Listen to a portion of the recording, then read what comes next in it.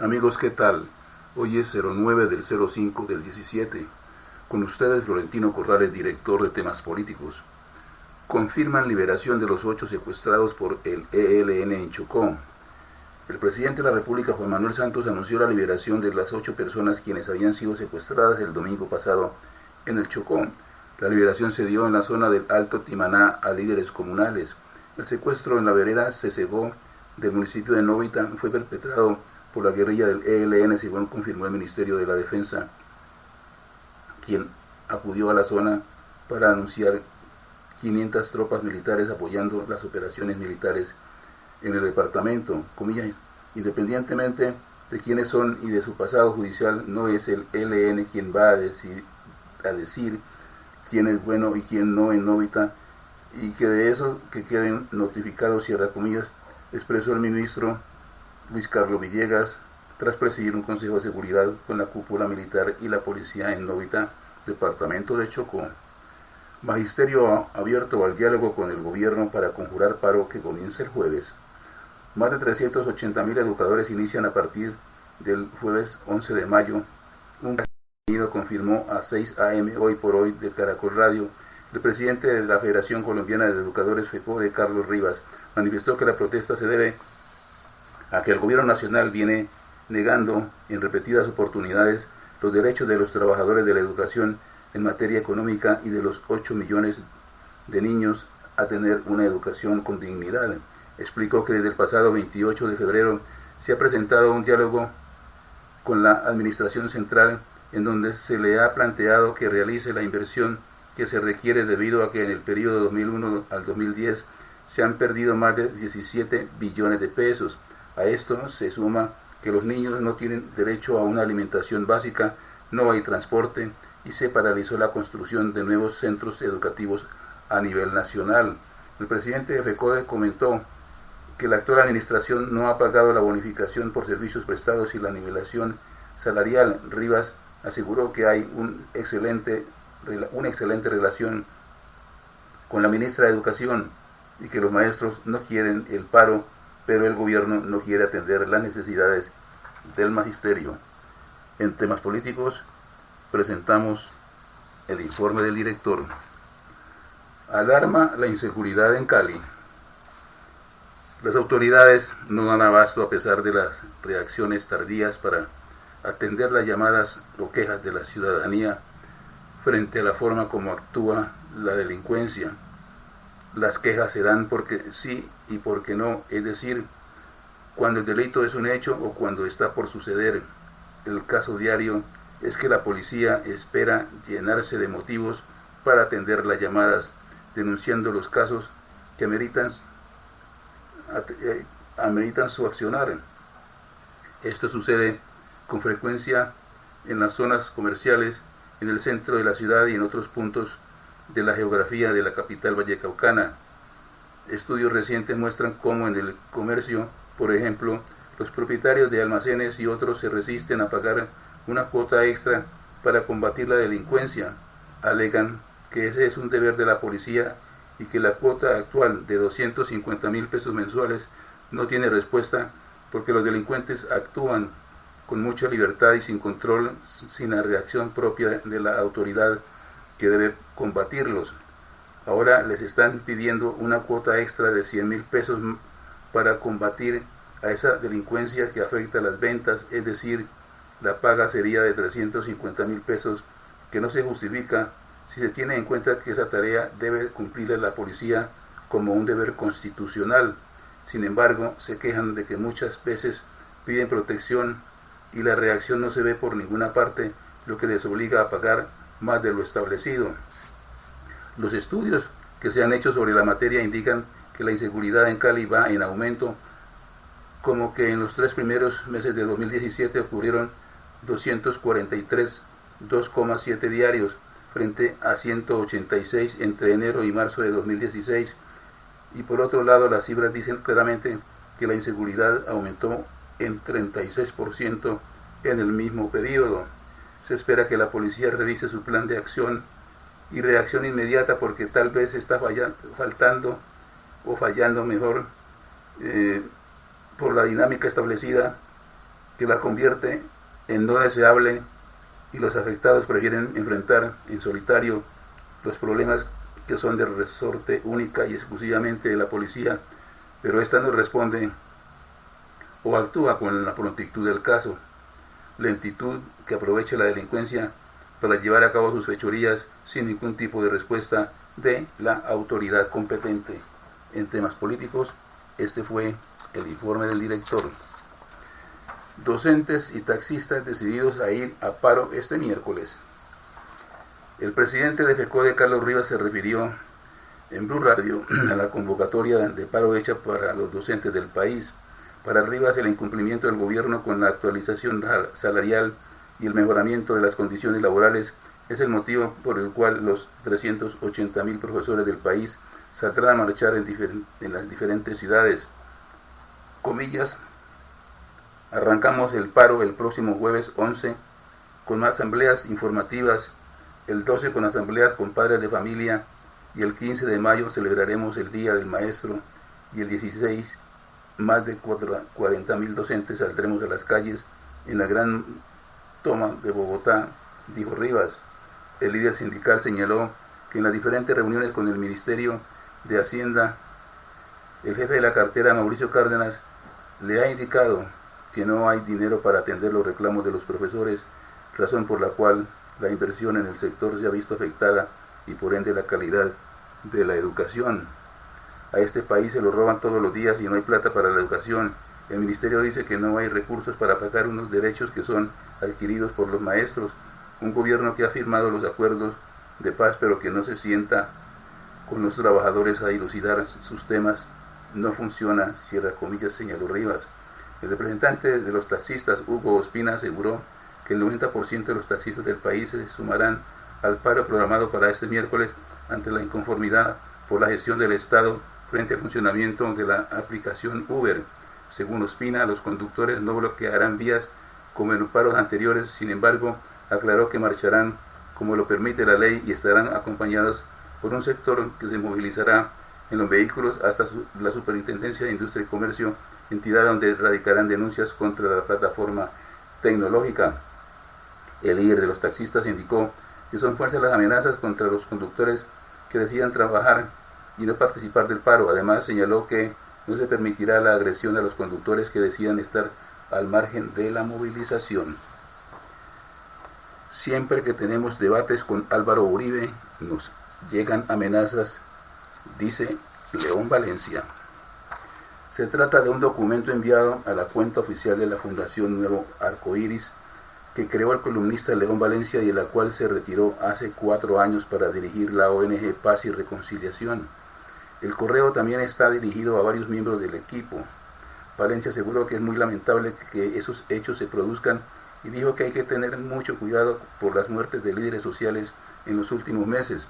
Comillas, nosotros hicimos acuerdos de paz en el año 94, es decir, hace 23 años, un tiempo enorme y todavía nos siguen amenazando, aludiendo a las mismas cosas. En mi caso, a que tuve una pertenencia a un grupo guerrillero como el ELN, nos vienen recordando el pasado y acuden a eso para amenazarnos. Me da tristeza que amenacen a mis compañeros de la Fundación, cierra comillas, dijo Valencia.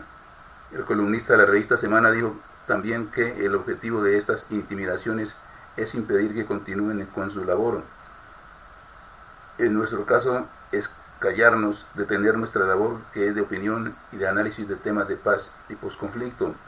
Y añadió que las amenazas son constantes cuando en la coyuntura hay debates polémicos en torno al acuerdo de paz con las FARC. Comillas, lo que hemos tenido en estos últimos días es una polémica con Álvaro Uribe, porque el expresidente le dio por atacar a Claudia López, que trabajó también en la fundación conmigo, y entonces él dijo que ella era una contratista del gobierno.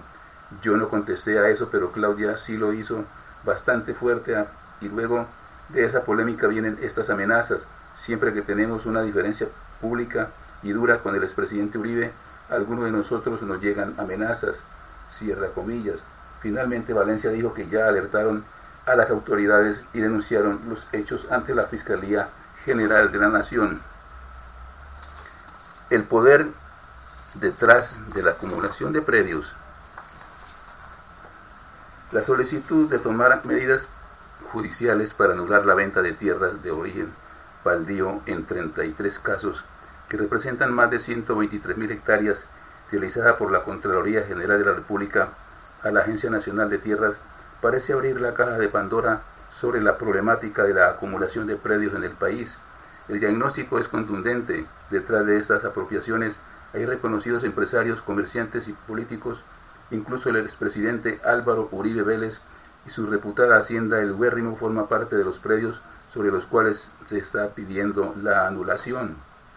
El asunto no es de poca monta, pues lo que están dejando en evidencia la Contraloría es que empresarios poderosos y políticos violaron las normas de propiedad de las tierras y a través de maniobras jurídicas lograron englobar sus predios en dimensiones mucho más amplias que las que planean las leyes a través de las unidades agrícolas familiares, que plantea el máximo de extensión que debe tener un predio productivo. Pero hay un agravante: al tratar de terrenos baldíos que pertenecen al Estado, la legalización y registro de estos debieron realizarse con maniobras jurídicas y complicidad de funcionarios notariales que dieron vía libre a esta apropiación. Esta decisión fue tomada luego de valorar los informes presentados por la Contraloría Delegada del Sector Agropecuario en los años 2013, 2014 y 2015 sobre 33 casos referentes a 322 predios ubicados en los departamentos de Córdoba, Meta, Caquetá, Vichada y Antioquia.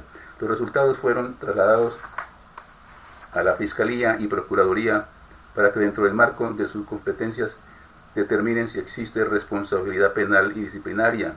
La denuncia aparece en un momento escabroso para los propietarios de baldíos, pues recientemente se conoció el documento que sería el proyecto de ley para el ordenamiento social de la propiedad y tierras rurales, un pliego de 56 páginas y 166 artículos, en el que quedan plasmados puntos alcanzados en el acuerdo de paz como el Fondo de Tierras y que sería tramitado vía Fast Track. Su objetivo es establecer el marco normativo de todo lo que tenga que ver con el uso y la propiedad de la tierra. De ser aprobado, derogaría la reforma rural vigente, es decir, la Ley 160 de 1994. Los críticos del borrador, entre esos el expresidente Álvaro Uribe, quien también aparece en la denuncia de la Contraloría, señalan que se cambia la definición de la UAF, que desde el 94 es la cantidad de tierras que, dependiendo de la zona, necesita una familia campesina para subsistir y formar su patrimonio. También es la extensión máxima de tierras baldías que se puede adjudicar, lo que para los opositores del proyecto va en detrimento del protagonismo que en el acuerdo de paz tiene la agricultura familiar. Los nombres: el expresidente Álvaro Uribe Vélez, muchísima atención. El exmandatario siempre se ha dado a conocer como un hombre de campo aficionado a la ganadería. Su hacienda, El Ubérrimo, se ha convertido en el símbolo del gusto por el campo. Sin embargo, de acuerdo con el informe de la Contraloría, este sería uno de los predios que habrían pasado los límites que plantean las unidades agrícolas familiares UIAF a través de la acumulación de baldíos. Señala la denuncia que la Sociedad Agropecuaria El Ubérrimo, ubicada en el departamento de Córdoba, entre los municipios de San Carlos y Montería, que sobrepasó los límites de 103 hectáreas. Falta la respuesta del expresidente Uribe, quien ha sido contundente crítico de la política de tierras del gobierno de su sucesor, el presidente Juan Manuel Santos. Familia Ganén Bechara. Se trata de una de las familias más tradicionales del departamento. La Contraloría citó en su denuncia a William Moisés Ganén Bechara, María Victoria Ganén Bechara, Abraham Elías Ganén Bechara, el médico, y Rosa María Ganén Bechara. La familia Ganén es reconocida en la región por ser importantes ganaderos y también han incursionado en el negocio del algodón. En este caso, la Contraloría los acusa por una acumulación de 570 hectáreas. Pedro Gisais Chadid. En el municipio de Canalete, San Pelayo y Tierra Alta fue identificada por la Contraloría la presunta acumulación de 132 hectáreas de tierra.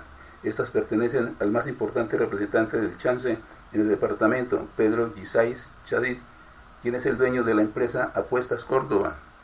El Meridiano. En la lista de propietarios de tierras está también el propietario del periódico más importante de la región, El Meridiano de Córdoba. Su propietario, William Enríquez Chalet Taboada, aparece referenciado en la denuncia de la Contraloría por la posible acumulación de 77 hectáreas de tierra en los municipios de San Carlos y Montería, en el departamento. Los Vélez. Lina María Vélez es propietaria de 2 predios inicialmente adjudicados como baldíos que suman 43 hectáreas, vecinos de los de su padre, William Vélez Sierra, quien es un importante empresario del sector de servicios de electricidad, aseo, agua y cabeza del grupo ETUS. Además, en la misma región, la sociedad W de Jesús Vélez Sierra y compañía en comandita simple del otro hijo del empresario William Vélez también forman parte de la denuncia. En este caso se habla de una acumulación de 66 hectáreas de baldíos. Familia Lizarralde. Sin dar mayores datos, la Contraloría también puso de manifiesto la presunta apropiación de tierras de parte de la familia del exministro de Agricultura Rubén Darío Lizarralde, el mismo que estuvo en medio del debate por la acumulación de predios en la altillanura en favor de la empresa Río Paila. Este hecho generó la salida del embajador de Colombia en Estados Unidos, Carlos Urrutia Valenzuela. En este caso, se comprobaron maniobras para segmentar los predios por diferentes sociedades, dando la apariencia de que se trataba de unidades agrícolas individuales, pero en la práctica pertenecían a la misma empresa. Familia Iragorri. Nuevamente surge uno de los apellidos más reconocidos de la política nacional, los Iragorri, que actualmente tienen en el Ministerio de Agricultura a Aurelio Iragorri. En este caso, a juicio de la Contraloría, habrían adquirido baldío de Estado violando la norma. Llama la atención la cantidad de hectáreas que llega a 3.816 hectáreas. Minsalud descarta los copagos. Obligar a los usuarios del sistema de salud a pagar un porcentaje del precio de los tratamientos y las tecnologías que están por fuera de los beneficios que les ofrece el sistema de salud es una vieja idea que ha revivido sembrando temor entre las asociaciones de pacientes. La semana pasada, varios medios de comunicación divulgaron que el Ministerio de Salud estaba listo para firmar un decreto que definiría los criterios para realizar el copago de todos los tratamientos por fuera del POS. Según este proyecto, la corresponsabilidad en el pago aumentaría proporcionalmente a los ingresos de los pacientes, que tendrían que pagar entre el 30 y el 100% del tratamiento o procedimiento. Comillas, aclaración, no hay plan inminente de copagos, jamás se ha pensado para enfermedades de alto costo, eso es para evitar abusos en pañales, etcétera, cierra comillas, escribió en su cuenta de Twitter el ministro de Salud Alejandro Gaviria, y más tarde insistió en una rueda de prensa que el tema no hace parte de la lista de prioridades en este momento y que mientras él esté al frente del cargo no se implementará. Para Denis Silva, vocero de Pacientes Colombia, imponer copagos sería un retroceso en el derecho a la salud y prácticamente todas las asociaciones de pacientes se oponen a ello. El pasado 18 de febrero, Silva y otros representantes de pacientes recibieron el borrador del decreto, pero ahora está tranquilo ante el compromiso público que hizo el ministro Gaviria. Gaviria anunció que otros 500 medicamentos entrarán al sistema de control de precios antes de junio. Vamos a anunciar precios regulados a final del mes de mayo. Los cálculos preliminares sugieren que podríamos ahorrar unos 300.000 millones de pesos. Un énfasis especial se pondrá en el tratamiento contra la hepatitis C. El tratamiento actual, conocido como Viekira Pack, que mezcla varios fármacos, ronda los 100 millones de pesos por paciente. Y uno nuevo, Sofovir, producido por el laboratorio Gilead, que promete mejorar la recuperación de estos pacientes, tiene un precio por persona cercano a los 230 millones de pesos. Gaviria explicó que junto con otros países de la región y a través de la Organización Panamericana de la Salud intentarán una negociación con el laboratorio. El resultado de este acuerdo tendría que ser una reducción en el precio cercano al 70%. Mientras se desarrollan las conversaciones, el ministro de Salud anunció que en los próximos días emitirá un acto administrativo para que a través del FOSIGA no se pague un precio superior por el sofosbuvir al que se lograría a través de la OPS o del POS mejor, no, de la OPS, Organización Panamericana de la Salud. Polémica por carta en la que piden no atender pacientes LGBTI en Cali. Una polémica se levantó en Cali luego de que se conoció un derecho de petición dirigido a la Secretaría de Salud Municipal, en el que al parecer presuntos trabajadores de esa entidad piden desvincular a los trabajadores de la institución que hacen parte de la comunidad LGBTI. Además anunciaron que se negarían a atender pacientes con dicha orientación sexual.